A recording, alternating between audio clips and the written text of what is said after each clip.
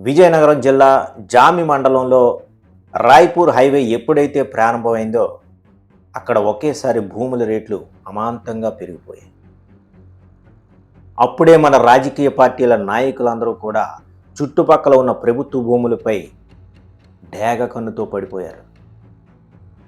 ఇంకేముంది, అప్పుడే గత వైసీపీ ప్రభుత్వంలోనే ఈ కబ్జాల పరం మొదలైపోయింది. అప్పటి ప్రతిపక్ష పార్టీ టీడీపీ నాయకులు, వైసీపీ నాయకులు, అనుచరులే ఈ భూ కబ్జాలకు తెరలేపారు. అతి సామాన్యులను కూడా బెదిరించి వారు పెట్టుకున్న చిన్న చిన్న దుకాణాలను సైతం పక్కకు నెట్టేసి కబ్జాలకు తెరలేపారు. జామి పట్టణానికి చుట్టూ ఉన్నటువంటి భూములన్నీ కూడా కబ్జాలకు గురయ్యాయి. ఇవాళ ప్రభుత్వం ఇచ్చేటటువంటి 3 సెంట్ల ప్రభుత్వ భూమి, ఎండ్ల పట్టాలు ఏదైతే ఇస్తామని ప్రామిస్ చేసిందో దానికి భూమే లేకుండా పోయింది. సర్వే నంబర్ 673, 674 జామి ప్రధాన రహదారికి ప్రక్కనే ఉన్నటువంటి ఒక పెద్ద డ్రైనేజీని కబ్జా చేసేశారు. ఎవరో కాదు, బీజేపీ పార్టీకి చెందినటువంటి రాయవరపు ఆదిలక్ష్మి అని ఒక మహిళ. అనేక మంది సామాజిక కార్యకర్తలు కలెక్టర్కు ఫిర్యాదు చేశారు. ఒకసారి కాదు, 2 సార్లు కాదు, సుమారుగా 50 సార్లు చేశారని వాళ్ళు చెప్తున్నారు. అప్పటికే అధికారుల్లో చలనం రాలేదు. అనేక ఫిర్యాదుల నేపథ్యంలో గత 2 రోజుల క్రితమే అధికారులు కళ్ళు తెరిచారు. ఆమెకు నోటీసులు ఇచ్చారు. కానీ ఆ బిల్డింగ్ మాత్రం ఇప్పటికీ అలాగే ఉంది. నిర్మాణం ప్రారంభమైనప్పటి నుంచి ఫిర్యాదులు వస్తున్నా కూడా అధికారులు మొద్దు నిద్రలో ఉన్నారు. రెవెన్యూ, పంచాయతీరాజ్, ఆర్ఎంబి డిపార్ట్మెంట్ ఏ అధికారి కూడా పట్టించుకోలేదు. జామి కొట్టం రహదారి ఏదైతే ఉందో ఆ పక్కనే పూర్వం నుంచి కూడా పెద్ద పంటకాలు ఉండేది. దానిని పూర్తి చేసి కమర్షియల్ షాపింగ్ కాంప్లెక్స్ని నిర్మించేశారు. అవి కూడా మీరు విజువల్స్లో చూడవచ్చు. ఇన్ను జరుగుతున్నా స్థానికంగా ఉన్నటువంటి వైసీపీ, టీడీపీ నాయకులకు చలనం లేదు. ఎందుకు లేదో ఇప్పటికే మీకు అనుమానాలు వచ్చి ఉండాలి. అధికారం, డబ్బు ఉంటే ఏదైనా సాధ్యమే. జామి మండలంలో జరుగుతున్నటువంటి భూ కబ్జాలపై అనేక వార్తా కథనాలు, ఆంధ్రజ్యోతి లాంటి పెద్ద పత్రిక కూడా వార్తా కథనాలు వచ్చినప్పటికీ కూడా అధికారులు కానీ స్థానిక నేతలు కానీ పట్టించుకోలేదు. అప్పటి మాజీ ఎమ్మెల్యే కడుబండి శ్రీనివాసరావు కానీ ఇప్పుడు అధికారంలో ఉన్నటువంటి కోళ్ళ లలిత కుమారి కానీ పట్టించుకోలేదు. సర్వే నంబర్ 502లో 1, సర్వే నంబర్ 502లో 7 కోళ్ళ సింహాచలం అన్న ఆయనకి పట్టా ఇచ్చారు. అందులో ఆయన కుమారుడైనటువంటి సూర్యనారాయణ దాన్ని రియల్ ఎస్టేట్ వ్యాపారంగా మార్చేశారు. అందులోనే ఇప్పుడు ఒక ప్రైవేట్ స్కూల్ నడపబడుతూ ఉన్నది. అనేక అక్రమ నిర్మాణాలు జరిగాయి. దాని మీద రెవెన్యూ అధికారులు ఇప్పటికే హెచ్చరిక బోర్డులు కూడా పెట్టారు. ఆ బోర్డులన్నీ పీకేసి నిర్మాణాలు యథాతథంగా కొనసాగుతూ ఉన్నాయి. పిఓటి యాక్ట్ ప్రకారం వాటిని స్వాధీనం చేసుకుంటాం అని రెవెన్యూ అధికారులు నోటీసులు ఇచ్చినప్పటికీ కూడా పట్టించుకోలేదు. అధికారులు అంతటితో వదిలేశారు. దీని వెనక రాజకీయ ఒత్తిళ్లు ఉన్నాయన్నది స్థానికంగా ఉన్నటువంటి సామాజికవేత్తలు చెబుతున్నారు. చట్టం, రాజ్యాంగం అంటే రాజకీయ పలుకుబడి రాజకీయ పార్టీలో ఉన్నవాడి వైపే కానీ సామాన్యుడి వైపు లేదన్నది మరోసారి స్పష్టమవుతుంది. అక్కడ ఉన్నటువంటి ఒక నిరుపేద కుటుంబీకుడు మన జనకమనంతో ఆయన ఆవేదన వ్యక్తపరిచారు.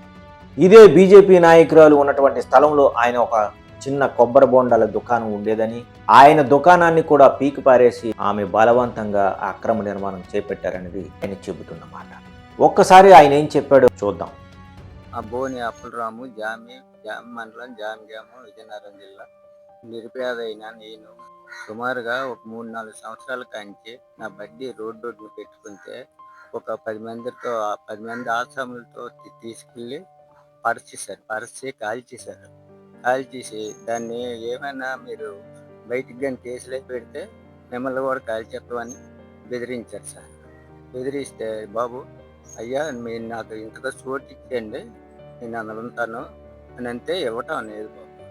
బోల్డ్ ఎండర్స్మెంట్లు వచ్చాయి, కాగితాలు పెట్టినవని వచ్చినాయి కానీ ఎవరు ఏం పట్టించుకుంటారు. విజయనగరం జీవించి అంటేనే సుమారుగా ఒక 50 సార్లు వెళ్ళి ఉంటాను. వెళ్ళా కనీసం వాళ్ళు పట్టించుకోలేదు బాబు. అధికారులు అయితే పట్టించుకోలేదు. నాకు పోరంబో భూమి మీద కట్టిన రసీదు కావాలంటే ఇచ్చేస్తారు బాబు, డబ్బులు ఇస్తే చాలు. అలాగే ఆ పని అక్రమ నిర్మాణాలు కూడా జరిగినాయి కదా, బడ్డీ తీసిన దాంట్లో అక్రమ నిర్మాణాలు జరిగాయి కదా. జరిగాయి సార్. సుమారుగా 2 సంవత్సరాల క్రితం కానీ తిరుగుతాను. కానీ ఈ రూట్ కాకుండా మీనాటోళ్ళు కొన్ని సంప్రదించి, బాబు ఇలా జరిగిందంటే మీనాటోళ్ళు కొద్దిగా పట్టించుకొని ఈరోజు కొంత విజయనగరం దీంట్లోకి వెళ్ళి కలెక్టర్ గారిని పట్టుకొని కొద్దిగా ఆపడానికి కూడా జరిగింది సార్ నిన్నటికి. మరి ఇటుపైన ఎలాగుంటాయో తెలియదు. ఎవరు కూడా పట్టించుకోవడం లేదు సార్ అధికారులు. నన్ను క్వారీ చేసుకుంటారు సార్. క్వారీలు హైవే రోడ్డు వచ్చి ఆపిస్తే బాబు ఇలాగ బతుకం అయితే ఇవ్వటం లేదు. బ్యాంకులో లోన్ పెట్టుకుని మా ఆవిడ ద్వారా పెట్టుకుంటే ఆ డబ్బులు దానికి చాలా గట్ల వడ్డీ పెట్టుకుంటే రాత్రి మోసేసరికి ఎక్కడ పరిస్థితి కాల్చినారు సార్. నాకు న్యాయం చేస్తారని ప్రార్థిస్తాను. తర్వాత ఎవరిని అడిగితే ఇది న్యాయం జరుగుతుంది అనేది తెలియదు సార్. కలెక్టర్ గారిని పట్టుకోను, ఇంకా అంతకంటే ఇంకెవరు పట్టుకోగలరు సార్? మరి ఇంకా అంతకంటే అధికారులు ఎవరు ఉంటారు సార్? మరి ఇక్కడ మామూలే, ఇక్కడ జరగక అక్కడికి వస్తాను, జరగకపోతే ఇంకెక్కడికి వెళ్తాం? అది సార్ పరిస్థితి. ఆ నిరుపేద ఆవేదనని మీరందరూ చూశారు కదా. అంటే సామాన్య ప్రజానీకానికి చట్టాలన్నీ వర్తిస్తాయి. రాజకీయం పలుకుబడి ఉంటే వారికి ఏ చట్టాలు వర్తించవు. అధికారులు వాళ్ళకి సలాం చేస్తారు.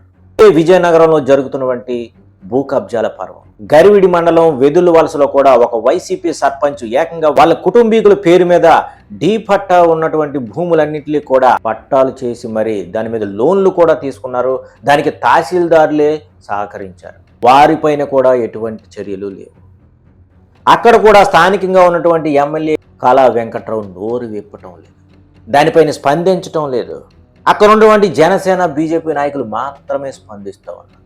ఏమిటి రాజకీయం? కూటమి ప్రభుత్వంలో ఏం జరుగుతోంది? కూటమి ప్రభుత్వంలో వైసీపీ కూడా భాగమైపోయిందా? ఇదే ఇప్పుడు ప్రజల్లో మెదులుతున్నటువంటి ప్రశ్న. ఎక్కడ చూసినా భూ కబ్జాలు, ఎక్కడ చూసినా వైసీపీ అక్రమాలు బయటపడుతున్నా కూడా కూటమి ప్రభుత్వం చర్యలు తీసుకోవడంలో వెనకడుగు వేస్తోంది.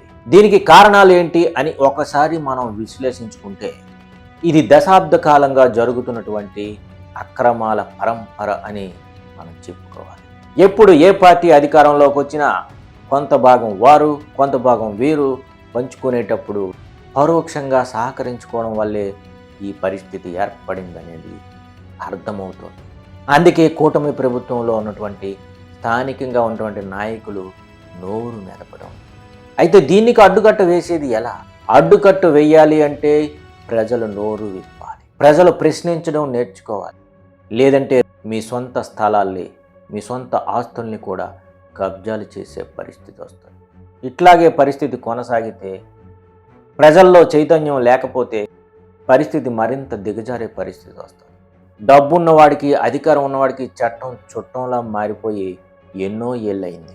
ఇప్పుడు సామాన్యుడు చెబితే వినే నాదుడే లేడు. ప్రశ్నించడానికే పుట్టిన జనసేన కూడా కూటమిలో భాగస్వామ్యం కావడం, వాళ్ళు కూడా ఏమీ చేయలేని పరిస్థితుల్లోకి వెళ్ళిపోవడం విచారకరం. ఇది ఇవాల్టి జనకమలం గ్రౌండ్ రిపోర్ట్. ఇలాంటి కథనాలు మరింతగా ప్రచురితం అవుతాయి. ఎక్కడ పేద ప్రజలకి అన్యాయం జరిగినా, ప్రభుత్వ ఆస్తులపై ఎక్కడ ఏ రాజకీయ పార్టీ అక్రమాలకు గురి చేసినా కూడా జనకమలం ఛానల్ ద్వారా వాటిని బట్టబయలు చేయడం జరుగుతుంది. చూస్తూనే ఉండండి జనకమలం న్యూస్.